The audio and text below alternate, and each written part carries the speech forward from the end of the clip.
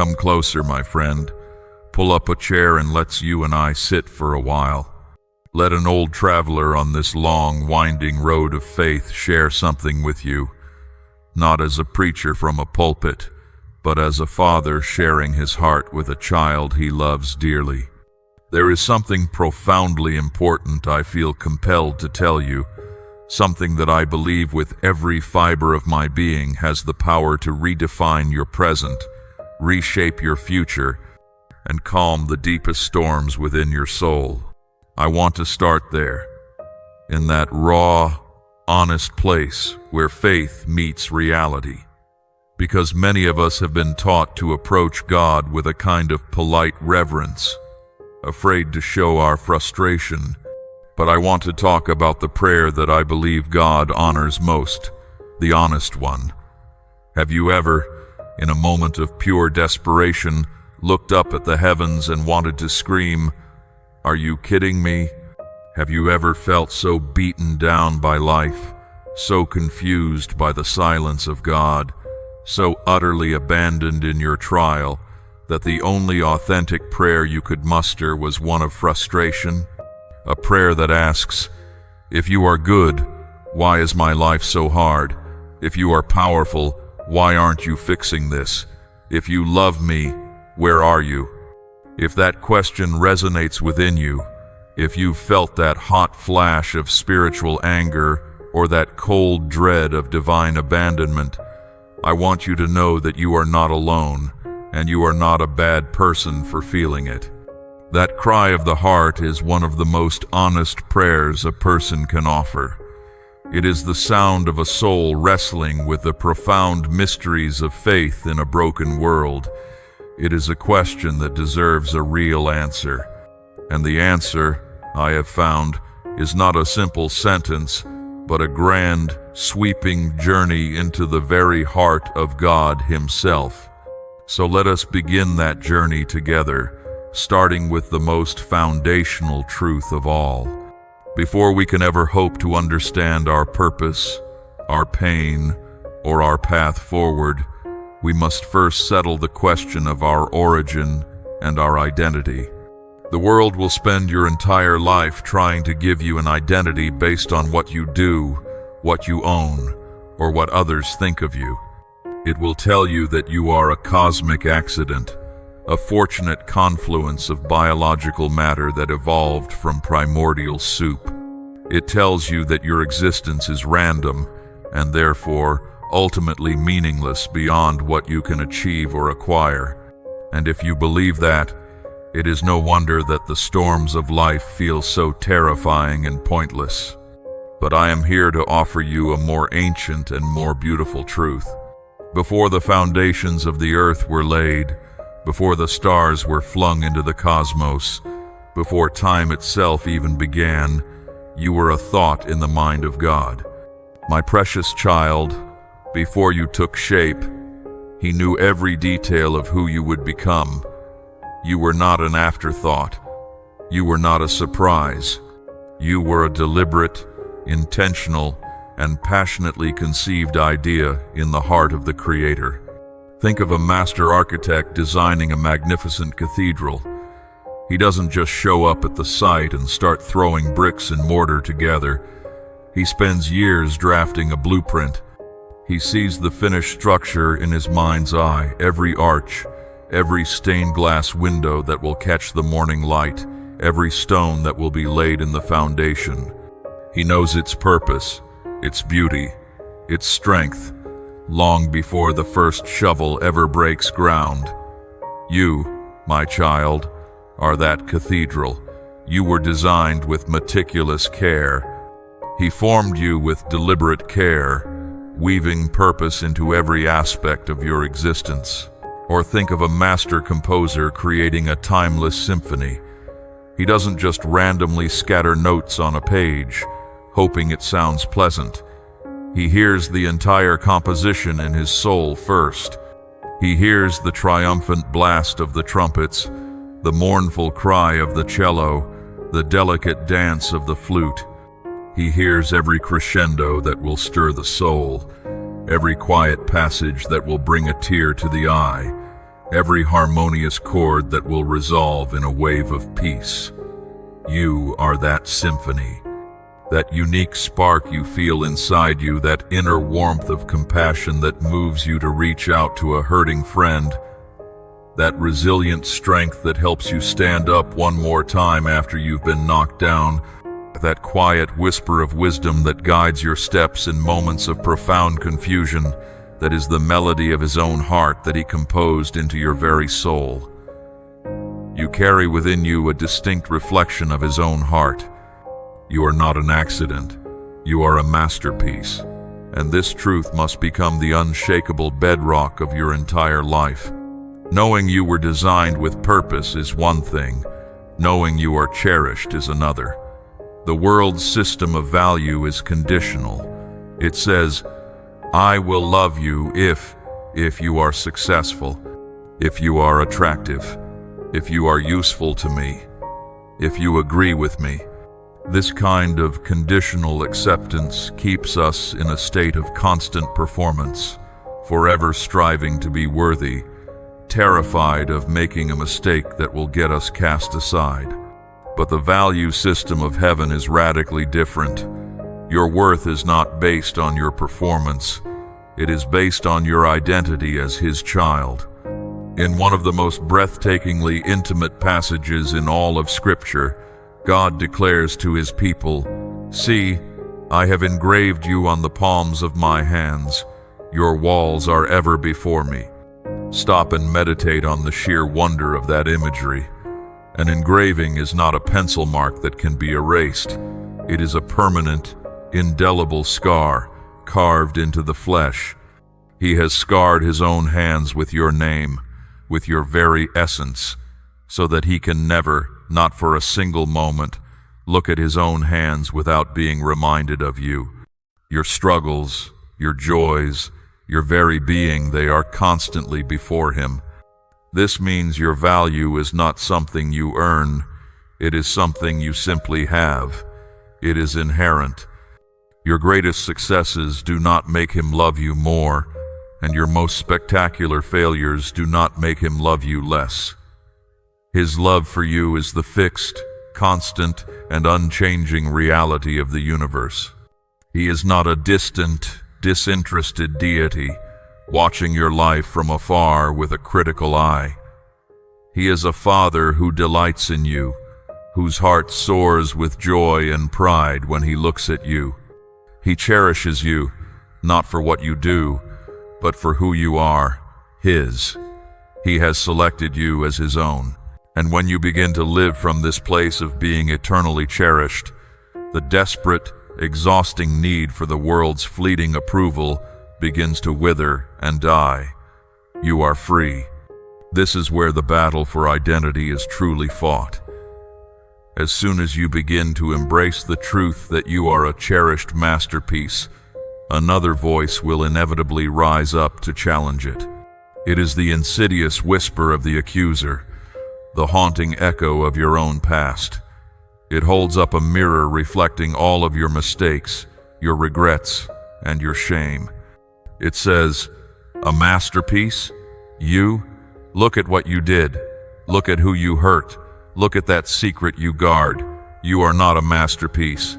You are broken, flawed, and disqualified. This voice is the enemy's primary weapon, and its sole purpose is to keep you trapped in a prison of your past, believing you are unworthy of love and incapable of change. It wants you to believe that your past failures define your future potential.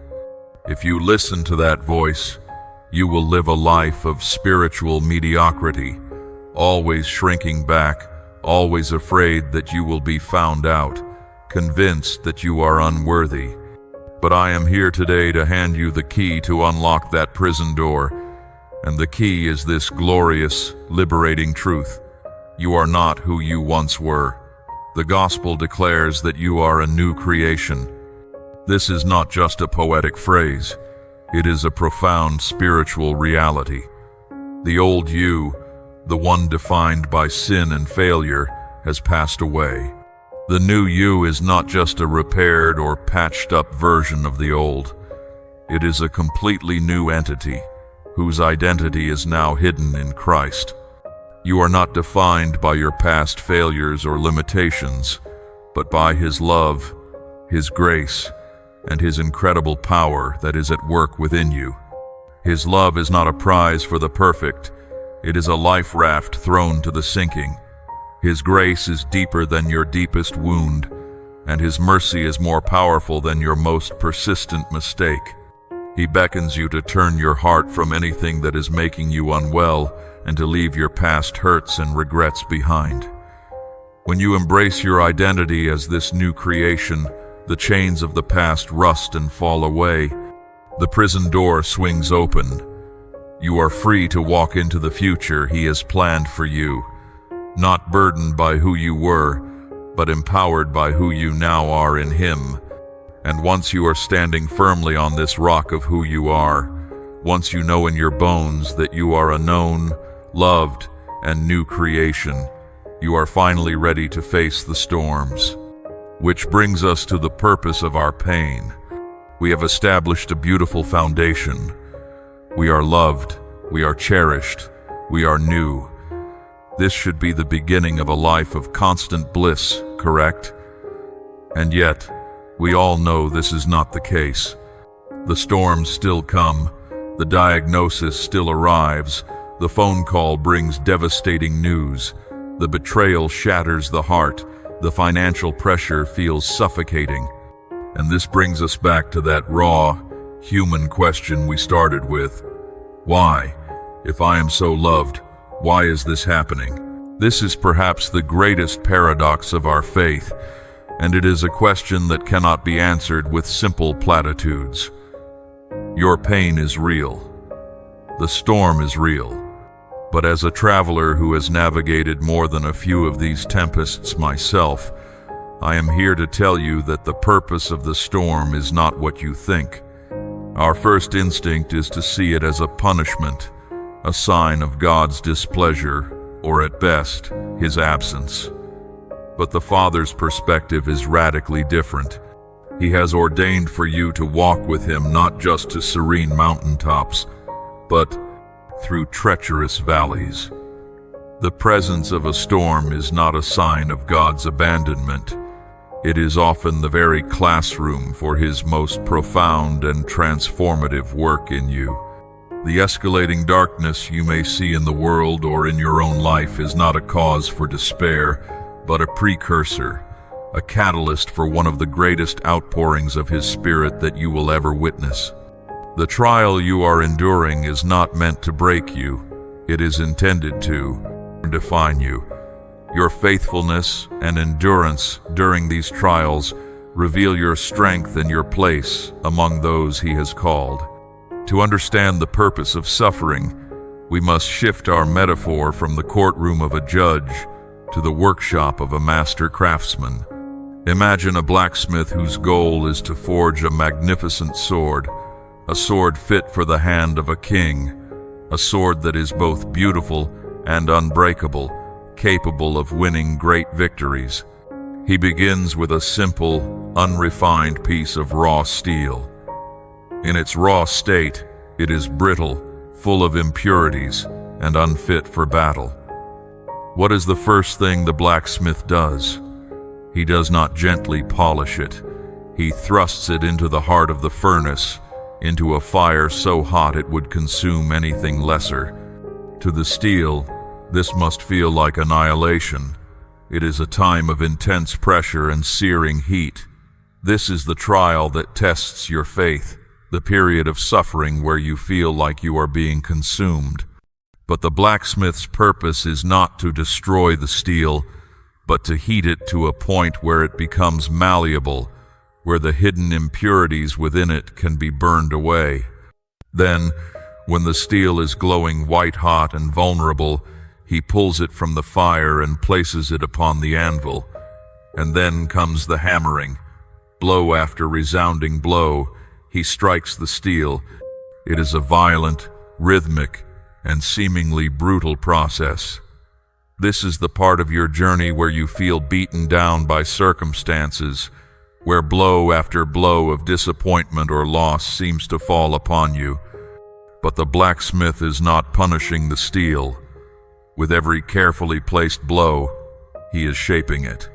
He is strengthening its core, hammering out its weaknesses, and giving it the form and edge of a mighty weapon. He is using every chapter of your life, every painful blow, to shape your character and prepare you for the purposes he has for you. Even a total collapse is not a final ending, but the star of something greater. After the shaping comes the quenching. The blacksmith plunges the hot, battered sword into the water. The sudden, shocking change in temperature is what tempers the steel, locking in its new strength and resilience. This is the season of sudden change or loss in your life that feels shocking and disorienting, but it is this very process that makes your newfound character permanent. The sword that emerges from this process is completely transformed. It is beautiful, strong, resilient, and ready for the hand of the king. This is what God is doing with you in your suffering. He is not punishing you. He is forging you. He is refining you, not to punish, but to lovingly prepare you for what lies ahead, to shape you into the person I created you to be. This forging process serves another critical, paradoxical purpose. It gives us the gift of weakness. This sounds like a contradiction, but it is a profound spiritual truth. In the sunny, calm, prosperous seasons of life, it is dangerously easy to become self-reliant. We navigate by our own strength, our own intellect, our own resources. We begin to believe the subtle and deadly lie that we are the masters of our own fate, the captains of our own ship. We don't feel a desperate need for God because we think we have everything under control. But a true tempest, a storm so violent that it brings us to our knees and shatters our illusions of control, gives us a precious gift. It forces us to the end of ourselves. And it is only at the end of ourselves that we truly discover the beginning of his limitless strength. It is when you are weary that he promises to renew your strength. It is when you stumble that he vows to support you. It is precisely when you feel weakest that his power is made most perfect and most obvious in your life. This is why he calls you to cling to him when adversity blows you off course, for he will hold you near. It's a painful lesson, to be sure, but it is a priceless one. We learn to depend on him, not as a last resort when our own plans fail, but as our first and only true source of life and strength. We stop fearing mortals who wither like grass, because we have been brought face to face with our own frailty and the eternal strength of our Maker who stretched out the heavens and laid the earth's foundations. This dependence, born of weakness, is the very thing that qualifies you to be used mightily in his kingdom. And this very strength, forged in the fire, is not an end in itself. It is the key that unlocks the door to a new season, a season you have been prepared for, which brings us to the incredible invitation that awaits every soul who has endured the fire. After the storm, the air is often the clearest. After the forging, the sword is ready for its purpose. We've talked about our identity in love and our purpose in pain. Now, we talk about the incredible result of that process, an invitation to a new way of life, a new dimension of walking with God. I believe with all my heart that we are living in a time where the veil that separates the realm of heaven from the realm of earth, the eternal from the temporal, is growing increasingly thin. This is not some fanciful, mystical notion. It is an intentional act of God in this specific season, a divine invitation for you, his beloved child. He is awakening your spiritual senses to perceive and encounter a greater manifestation of his presence and his glory in your daily life.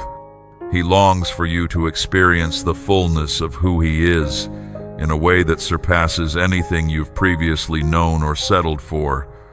This is not a future, far-off event. It is happening now. Now, when I use that word, miracles, I need you to consciously erase any preconceived notions, any past disappointments, or any cynical walls you may have built up.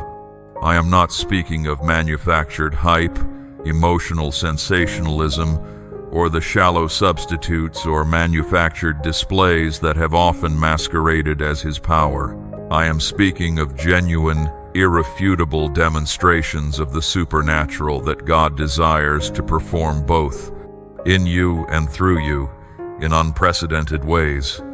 The first and most profound miracle always begins on the inside. Before God will work mightily through you, He will always work mightily in you. He is doing a new thing, a fresh work that will eclipse anything you have previously experienced. He is breaking off the limitations and restrictions that have hindered you and confined you to a life of spiritual mediocrity. He is renewing your mind and transforming you from the inside out. This inner healing, this new level of freedom from fear, this newfound spiritual authority, this is the foundational miracle upon which all other external miracles are built. From that place of inner transformation, the supernatural begins to flow outward into your circumstances. The gifts He has given you are not just for your own comfort and encouragement. They are meant to be a blessing to you, to your loved ones, and to all those around you. You will begin to see Him orchestrate divine connections, bringing the right people into your life at precisely the right time to establish His plans through you. You will witness the restoration of what was lost, the fulfillment of promises you had nearly given up on.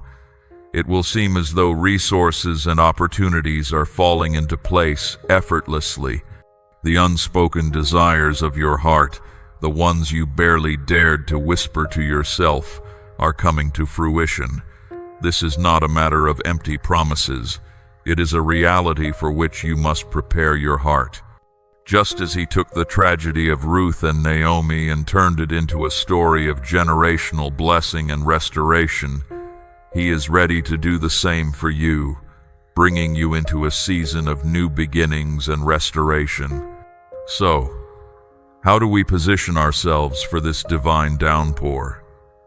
This is not a passive waiting game where we simply sit back and wait for lightning to strike. He calls us to actively participate in our own breakthrough. The scriptures are clear. He is inviting us into this, but we must prepare our hearts.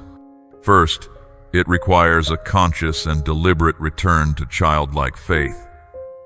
The wise and cynical minds of this world often struggle to see the miraculous because they overanalyze it into oblivion. But He is calling us to embrace the innocence and trust of a child. It is a simple, profound belief that with God, the impossible can become possible and the unimaginable can become reality. It is letting go of our need to understand everything and simply trusting the one who does. Second, it demands that we open our hearts wide. We cannot receive a flood of new wine if our hands are still tightly clenched around old, cracked wineskins. We must let go of offenses, forgive those who have wronged you, and allow Him to heal your wounds. He beckons you now. Ready yourself, my cherished one. Open wide your heart to receive me and all that I have in store for you in this pivotal hour. This is an active posture of expectation and complete surrender. Finally, it requires a new level of boldness. This is not a time for timidity or reluctance. It is not a season to shrink back in fear or unbelief, but to step forward with boldness, knowing that He is with you. When you feel the prompting of His Spirit to pray for a stranger, to give generously when you feel you have little, or to speak a word of truth in love, you must move without fear of making mistakes. Your heart is right before Him. and He honors the humility of stepping out even when you feel unprepared or inadequate. This incredible invitation to a life of miracles requires a powerful engine to sustain it. That engine is trust, and that brings us to the daily practice of our faith. We have journeyed to an exciting and pivotal place. We stand at the threshold of a season of miracles. But the key to that door, the engine that powers this entire supernatural life, is a new and radical dimension of trust. Trust in God is a phrase we hear so often it can lose its meaning. It can feel like a vague, passive suggestion. But I am here to tell you that trust, the kind of trust that unlocks the supernatural, is anything but passive. It is not a gentle feeling that we wait to wash over us. It is a fierce, active, and often difficult daily decision. It is the conscious choice to move from simply believing in God, which many people do, to truly believing God, believing He is who He says He is, and that He will do what He says He will do. It's the difference between knowing a bridge is structurally sound and actually driving your car across it in the middle of a storm. At its core, trust is the surrender of what you cannot control, which, if we are honest, is almost everything. It is prying our own white-knuckled fingers off the steering wheel of our lives and placing it in His hands. It is the humble admission that we do not see the whole picture, but He does. It is choosing to trust His design even when you cannot see the destination. It is the faith to follow His timing, knowing that when you do, you'll discover that everything unfolds with divine purpose. This trust must be applied to the most practical areas of our lives. It means trusting His timing. We live in a culture of instant gratification, and we often bring that expectation into our walk with God. We want healing now, provision now, answers now. But His ways are not our ways. Trusting His timing means resting in His pace, knowing that He is a God of harmony, not confusion. When we try to force things on our own schedule, we create turmoil. But when we lean into His timing, we witness the masterful unfolding of His purposes. The journey may be arduous, but with Him, you will never grow faint. Do not let discouragement and fear cloud your vision, for He has gone ahead of you to prepare the way. It means trusting His provision. The fear of not enough money, not enough time, not enough energy drives so much of our anxiety. But He is our deliverer, our refuge, and our strength. Trust is the choice to believe He will be your shield in the face of danger and will provide for you in seasons of lack.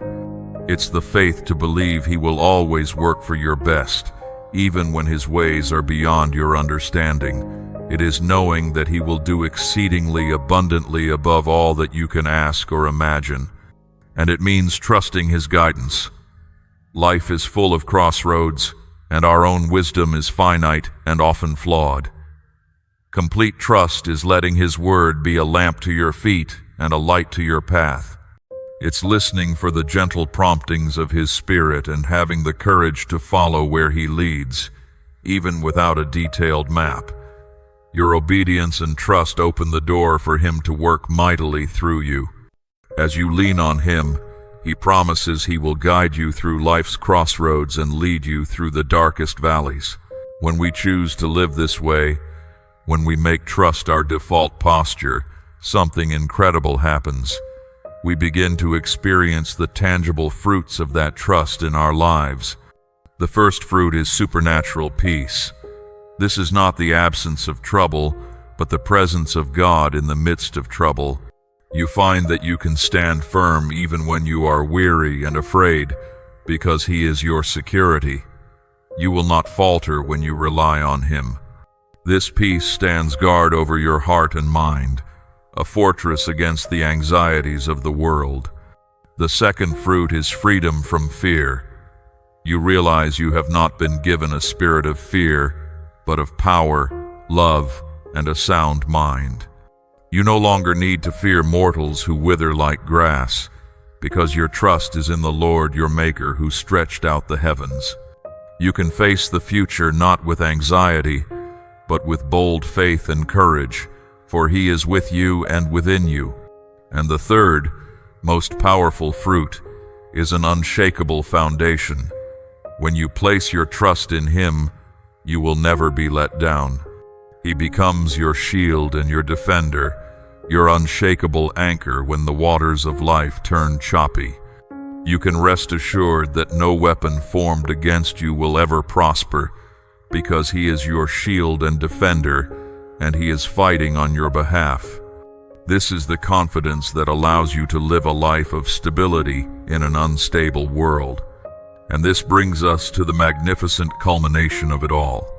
This profound, personal trust, born of a deep knowledge of His love, forged in storms, and expressed in a life of faith, is not just for our own peace and security. It is the very fuel that allows us to fulfill our ultimate purpose. The entire journey has been leading to this one final commission, to become a lighthouse. We have come so far on this journey together. We have laid the bedrock foundation of knowing we are loved. We have found divine purpose in the forge of our storms. We have accepted the invitation to walk in the miraculous, and we have learned that trust is the engine that powers it all. But none of this, not the love, not the refining, not the miracles, not the trust, was ever meant to terminate on you. It was never meant to be a private treasure, hoarded for your own comfort. Every step of this journey has been equipping you, preparing you, and commissioning you for one ultimate, glorious purpose. That purpose is to become a lighthouse. The world is dark, and in many places, it feels as though it's growing darker. People are lost in a thick fog of confusion, tossed violently by the waves of fear, despair, and meaninglessness. They are desperately scanning the horizon, searching for a fixed point of light, a reliable beacon of hope that can guide them through the treacherous waters and into a safe harbor. My beloved child, you are that beacon. He has not called you to hide your light under a basket or to keep your hope to yourself. He has warned that darkness would cover the earth, but He sent you specifically to be a light in that darkness. It is your time to arise and shine, for your light has come, and the glory of the Lord is rising upon you. This is not merely a suggestion, it is your core assignment. It is time to rise up from the shadows and take your rightful place. Being a lighthouse is the most meaningful existence possible, but it is not always easy. A light, by its very nature, attracts attention. It will attract the lost and the seeking who are drawn to its warmth and guidance. But it will also attract the ire of those who love the darkness and are angered by the light's exposure of their deeds. You must not fear rejection, for He is with you. Do not be concerned with the opinions of others who may doubt or misunderstand you. Keep your focus on Him, the author and perfecter of your faith. Furthermore, the language of light is spoken most powerfully, not just through what you say, but through how you live. Yes, you are called to be bold, to proclaim His name from the mountaintops, and to prepare the way for His return. But your actions will often shout louder than your words. When you let compassion and kindness be your guideposts, you reflect His character to those around you. When people see how you navigate success with humility and failure with undaunted resilience, your very life becomes the living proof of His presence and power at work within you. And what is the reward? It is the profound joy of participating in His eternal purposes. It is the knowledge that your life has become a conduit for His love and hope. It is the promise that the wise will shine like the brightness of the heavens, and those who lead many to righteousness will shine like the stars forever and ever. It is the ultimate commendation when he says, "If you acknowledge me before others, I will acknowledge you in heaven." You are part of a chosen remnant, set apart for such a time as this. Conclusion. So now, my friend, my fellow traveler, my beloved child, do you see it? Do you see the breathtaking tapestry he has been weaving all along? You were founded in his eternal love so you would know your infinite worth. You were forged in the fires of your storms so you would have unshakable strength and deep compassion. You were invited into the realm of the miraculous so you would have a powerful testimony of his goodness. And you were taught the art of radical trust so you would have unshakable peace and a constant connection to your power source. It was all for this. All of it. So rise up, my mighty warrior, rise up and shine, for your light has come. Embrace the destiny he has ordained for you, and watch as he does exceedingly abundantly above all that you can ask or imagine. Step into your calling and make a profound difference in this world. Walk forward in the supreme confidence that you are never, ever alone. He is with you always, empowering you, guiding you, and working through you to accomplish his great and mighty things for his kingdom. Your journey has led you here, to this moment, to this sacred and beautiful purpose. Go now and shine.